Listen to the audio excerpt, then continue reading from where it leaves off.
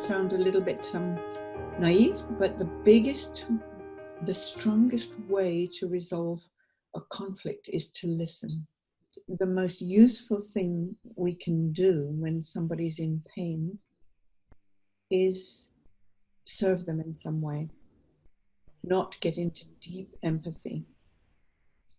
I'll give you a very obvious example. If you walk past somebody hunched in a sleeping bag on the street and it's raining and they've been out all night and they're in a terrible state, you could look at them, be grasped by your feeling of shame, misery, sadness for them, pain, or you could go to the nearest shop and buy them a sandwich and a hot drink. That's the difference. And it gives me shivers when I say it, because it's common sense. But in a way, swallowing their pain is simply adding to the sum total of the problem. All of us, every one of us, has the skills to be a peace builder. And it takes a little courage sometimes to stand up for what you believe, especially at work. But there are many simple skills that you can learn. For example, how you take a stand on something that you believe in. Most of us, including myself, I used to kind of cringe a bit when I was a bit frightened of saying something that I knew would be unpopular with my superior. And I would shyly hunch my shoulders and mumble a bit and maybe lower my head. And I learned the hard way that the only way to stand for what I believed was really to stand. So planting the feet firmly on the ground. And that's really important. Plant the feet a little bit apart and then feel the energy rising right up through us until we can connect with the infinite above. And then we're wired, if you like, to be authentic. Because the earth is there serving us, growing things all around us the whole time.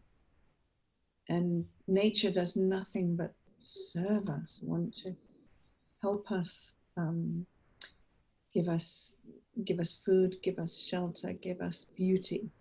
And the more grounded we can be in the earth and its abundance, the more grateful we are, and that's a great strength.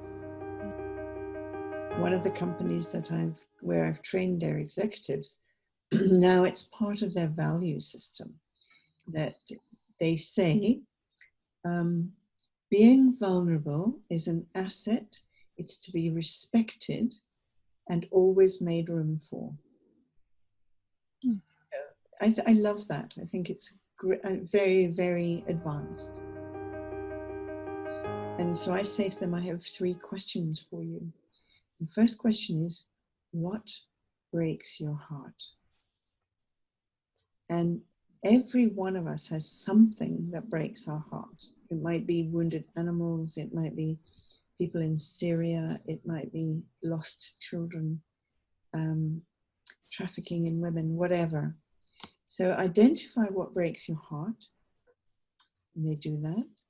And then I say, and what is your best skill? What are you good at? Are you good at social media? Are you good at crowdfunding? Are you good at writing articles and blogs? What are you good at? Can you draw pictures? Can you paint murals? What do you love doing?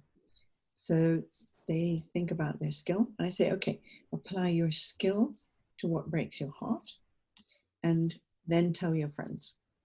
And I guarantee that within a couple of weeks, you'll have 4 or 5 people gravitating towards you and saying, can I be part of that?